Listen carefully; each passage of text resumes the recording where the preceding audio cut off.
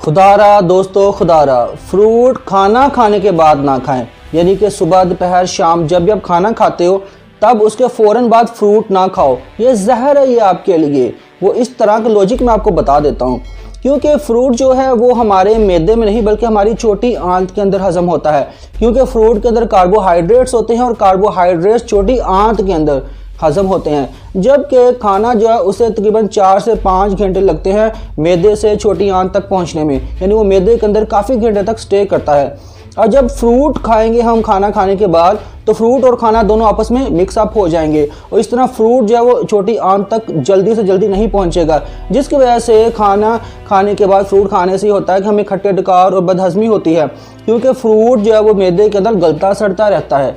ठीक है, अब देखो 1000-1500 का इतना महंगा फ्रूट है, महंगाई के दौर में आप लेके आते हो और आप उसे खाते हो और उसका फ़ायदा ही नहीं हुआ, सिर्फ मुंह का चस्का लिया, तो क्या फ़ायदा। ठीक है, इसलिए फ्रूट खाने का राइट मेथड ये है कि फ्रूट खाना खाने के 4 या 5 घंटे बाद खाएं या खाना खाने से आधा घंटा या 1 घंटा पहले खाएं। ठीक है, और याद रखिएगा फ्रूट आपके जिस्म के अंदर छोटी आंत में आधे घंटे के अंदर पूरी तरह हजम हो जाता है।